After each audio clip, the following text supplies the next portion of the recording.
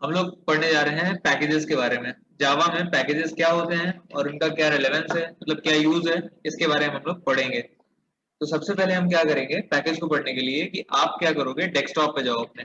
मैं अपने गया डेस्कटॉप पे और डेस्कटॉप पे मैंने एक नया फोल्डर बनाया। राइट क्लिक किया, न्यू पे गया और न्यू पे जाकर के मैंने एक फोल्डर बनाया राइट क्लिक करके। इस फोल्डर का नाम दे दिया मान लो इस फोल्डर का नाम मैंने दे दिया जानवी। एंटर कर दिया। फोल्डर का नाम हमारे यहाँ पे है जानवी। ये फोल्डर का नाम हो गया आपके। अगर आप ध्यान से देखो तो फोल्डर्स का ये फोल्डर का नाम आपको यहाँ पर दिखाई दे रहा होगा। मैं जो व्यू है इसको थोड़ा सा लार्ज कर देता हूँ, मीडियम आइकन्स कर देते हैं यहाँ पे, थोड़ा ज्यादा बड़ा दिखेगा। और इसको हम राइट क्लिक कर लेते हैं, सॉर्ट कर लेते हैं प्रॉपर वाइज आइटम टाइप। और ये जानवी नाम का फोल्डर था वो आपको यहाँ पर दिखाई देगा। तो ये देखो, ये एक फोल्डर है, इस फोल्डर का नाम है जानवी। तो ये आपका जस्ट मान लो कि this is your package, Jhanvi is your package. तो अब आप यहाँ पे जाओगे तो अब इस प्रोग्राम में आप एक स्टेटमेंट लिखो यहाँ पे ऊपर, package PACKAGE package space JHANVI Jhanvi और सेमीकोलन लगा दो। पैकेज जानवी लिख दिया, सेमीकोलन लगा दिया। उसके बाद एक क्लास बनाएंगे, पब्लिक पब्लिक क्लास। और ये हम बोल देते हैं ए क्लास, ए मतलब ए क्लास। आप ऐसे नाम दे दो उसको ए क्लास, या कोई दूसरा नाम दे दो इसको। इसका नाम दे देते हैं कैल्सी। कैल्सी नाम दे दिया इसको। अब इसके अंदर आए कैल्सी क्लास के अंदर और इसको सेव करते हैं हम लोग। सेव करने का जब ऑप्शन आएगा तो आप लोग याद रखो कि आप जो ये प्रोग्राम लिख रहे हो उस प्रोग्राम को सेव कहाँ करना है, डेस्कटॉप पे जाओ। उस पे जो जानवी नाम का फोल्डर है उस फोल्डर के अंदर जाओ और इस फोल्डर के अंदर जाकर के इस क्लास को सेव कर दो कैल्सी डॉट जावा नाम से, कैल्सी डॉट जावा। यानी कि आपने ये क्लास जो है कैल्सी जो फाइल बनाई, ये क्लास बनाई, इस क्लास को आपने कहाँ सेव कर दिया, जानवी फोल्डर के अंदर।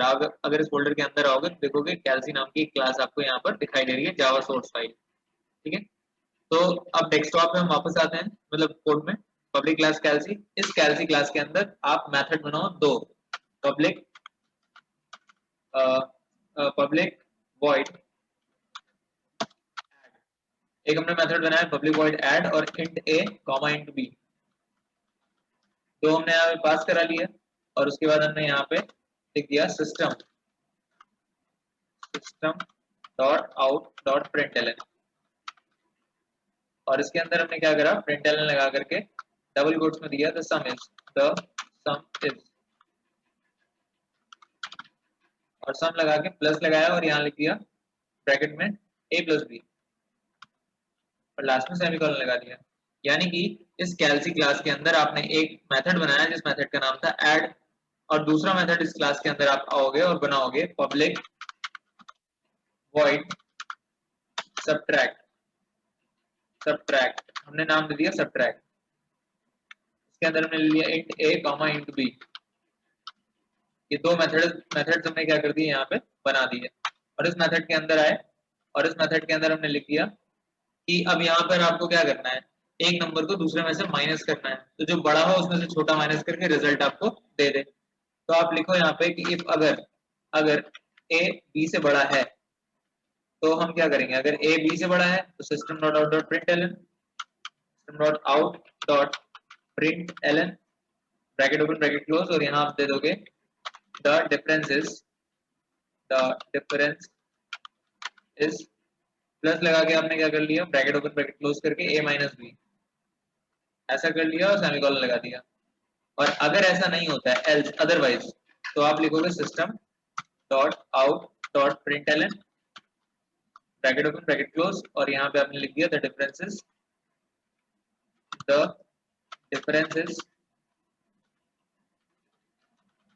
Is b minus A, plus लगा दो ब्रैकेट ओपन करके यहाँ लिख दो b माइनस ए।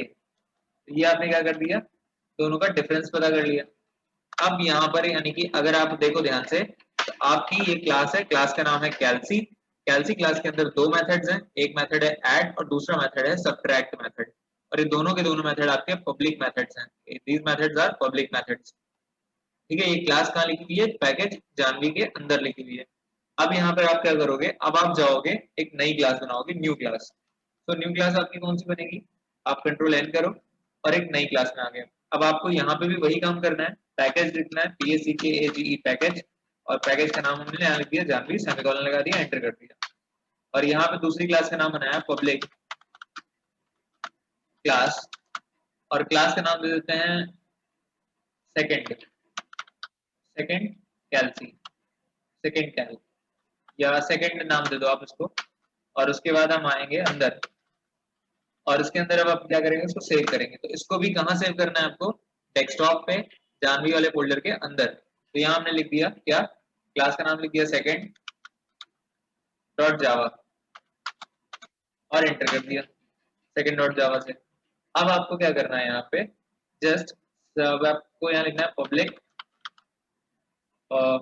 वॉइड और डिवीजन पब्लिक वॉइड डिवीजन। और डिवीजन में आपने क्या करा है, दो वेरिएबल ले लिए, int a comma int b, bracket open किया ब्रैकेट क्लोज, और यहाँ पे ब्रैकेट के अंदर लिख दो system dot out dot println the division is,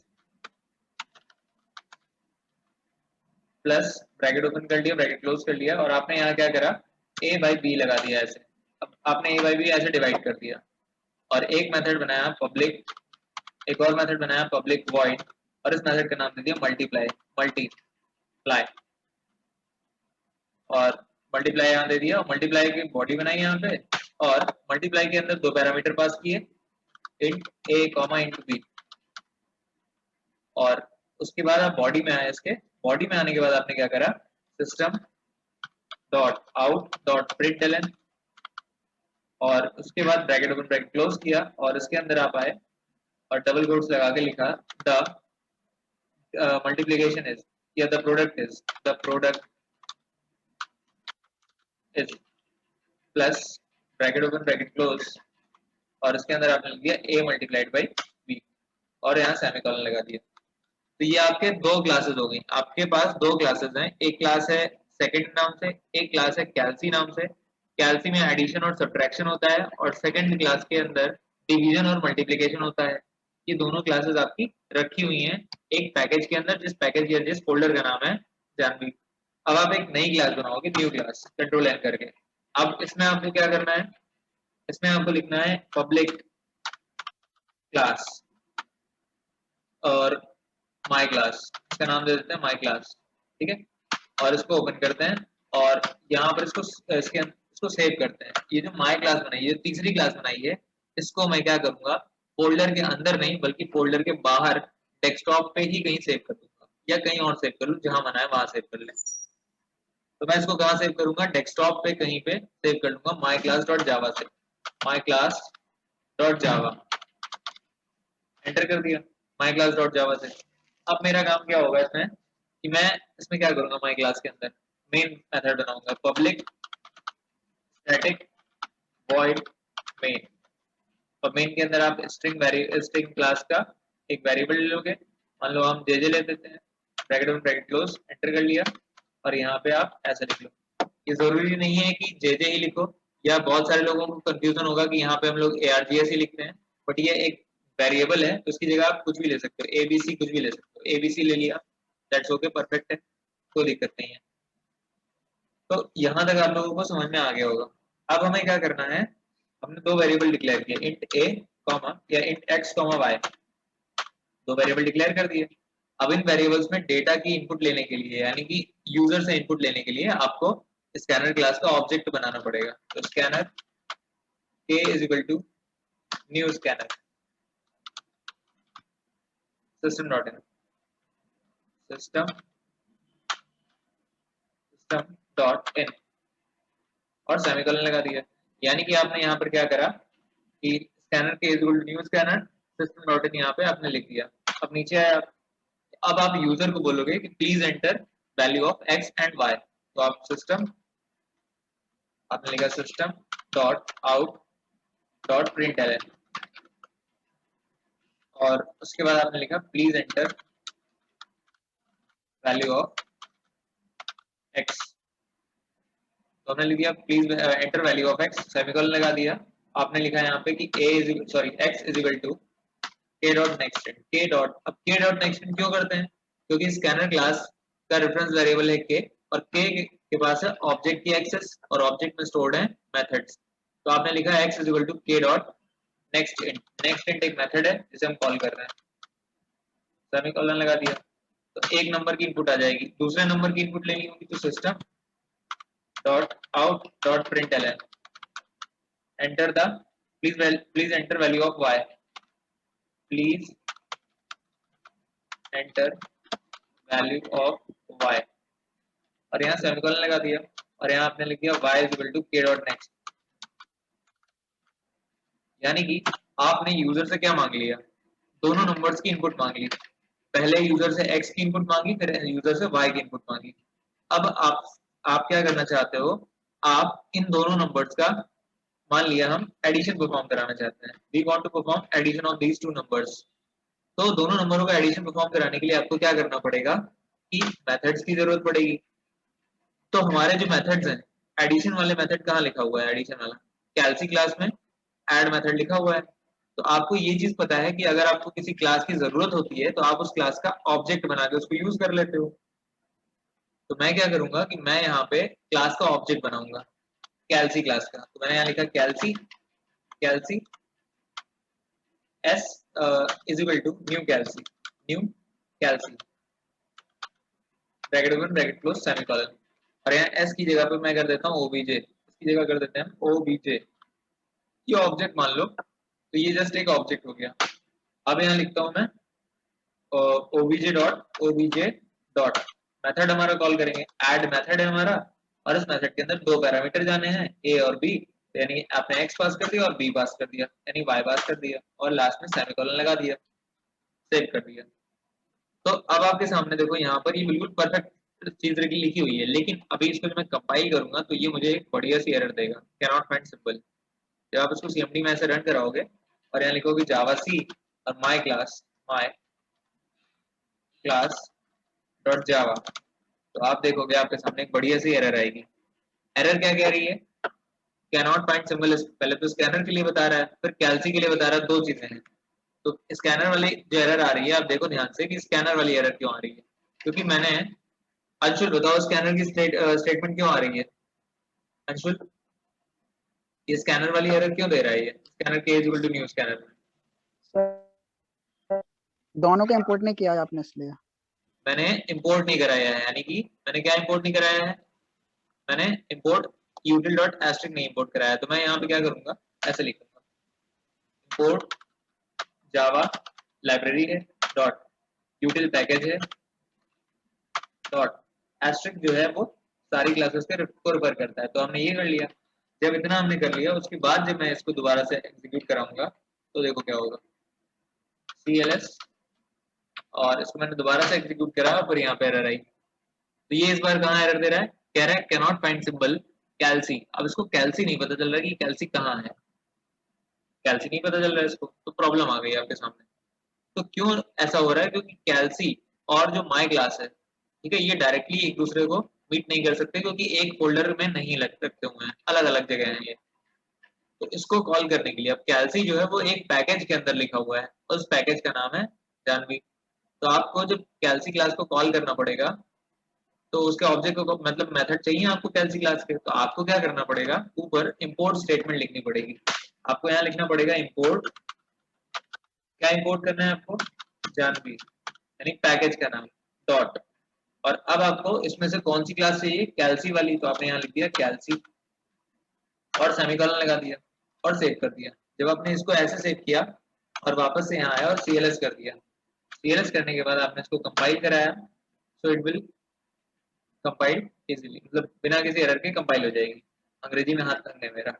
और जावा यहाँ लिखेंगे माई क्लास, ठीक है, और यहाँ पे स्पेस देके मतलब एंटर करोगे आप, तो ये आपसे बोलेगा please enter value of x, मैंने लिख दिया 12, और ये वाई की वैल्यू मांग रहा है, मैंने डाला यहाँ पे 7 और एंटर किया तो रिजल्ट आ गया था सम इज 19, यानी कि ऐड मेथड ने अपना काम कर दिया परफेक्ट तरीके से। तो मैंने एडिशन तो परफॉर्म करा लिया। अब मेरा मन हो गया कि भैया हमको कराना है यहाँ पे मल्टीप्लीकेशन। तो मल्टीप्लीकेशन अगर कराना है तो मल्टीप्लीकेशन का जो मेथड है वो सेकंड वाली क्लास में लिखा हुआ है। सेकंड क्लास में मल्टीप्लीकेशन का यानी मल्टीप्लाई का मेथड लिखा हुआ है। तो अब अगर इस वाले मेथड को आपको कॉल करना होगा तो आपको फिर से क्या करना पड़ेगा, इंपोर्ट स्टेटमेंट लिखनी पड़ेगी। आपको ऑब्जेक्ट इस बार किसका बनाना पड़ेगा, सेकंड क्लास का। तो हमने यहाँ लिख दिया second sc is equal to new second, दूसरी क्लास का मेथड बना लिया मैंने, मतलब ऑब्जेक्ट बना लिया।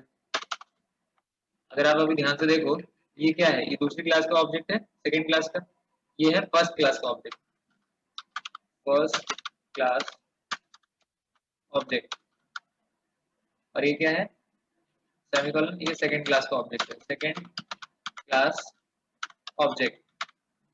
अब आपको क्या करना है, आपने लिखा sc यानी जो आपका ऑब्जेक्ट का नाम है डॉट, और यहाँ पे आपने कॉल कराया मल्टीप्लाई मेथड को, और इसको पास कर दिया x, y, और लास्ट में सेमीकोलन लगा दिया और सेव कर दिया।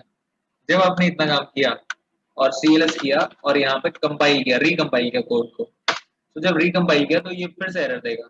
ये कह रहा है सेकंड, ये कह रहा है can not find symbol second. क्यों इसको नहीं मिल रहा है सेकंड, अब बताओ।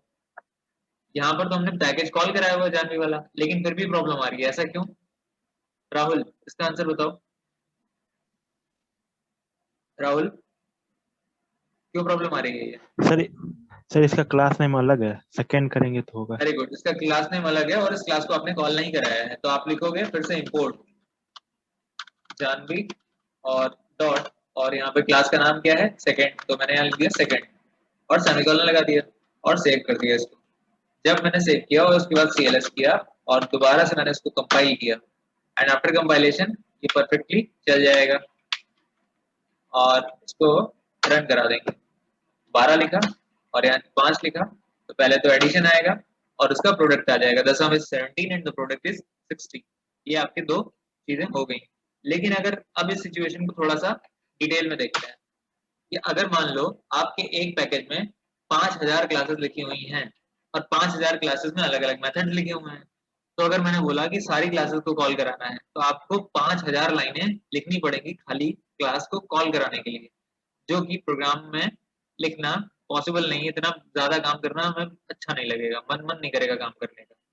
तो आपको क्या करना पड़ेगा, एक अप्रोच होती है जब आप एक ही पैकेज से बहुत सारी क्लासेस हैं और आप उन सारी क्लासेस को कॉल कराना चाहते हो, आपको बार बार लिखने में प्रॉब्लम हो रही है कि आप ना लिखो बार बार, एक ही बार में सारी क्लासेस कॉल हो जाए।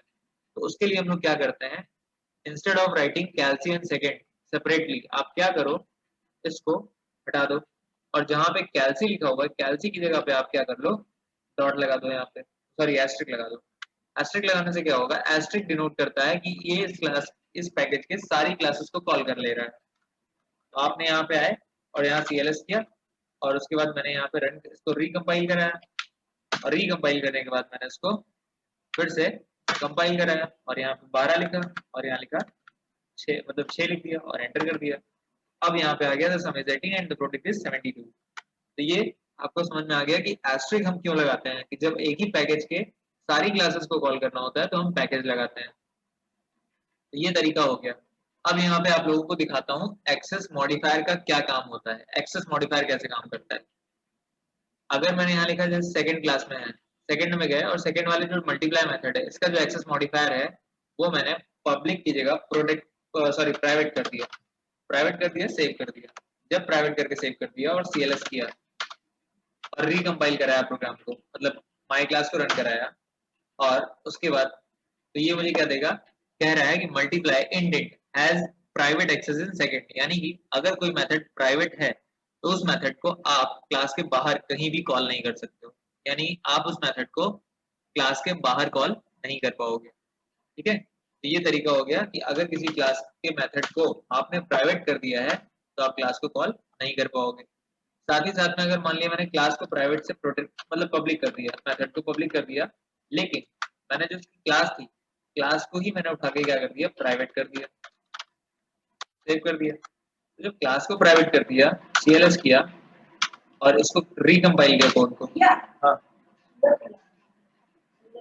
के द्वारा, तो अब यहाँ पे हम क्या करेंगे, इसको कंपाइल किया हमने जैसे, तो कंपाइल में प्रॉब्लम क्या आ गई, ये कह रहा है कि class private modifier not allowed here. आप जो आउटर क्लास बनाते हो उसको कभी प्राइवेट नहीं करना चाहिए, तो यहाँ पे आपने प्राइवेट कर दिया तो वो कह रहा है नॉट अलाउड हियर, क्लास को प्राइवेट नहीं बना सकते हो।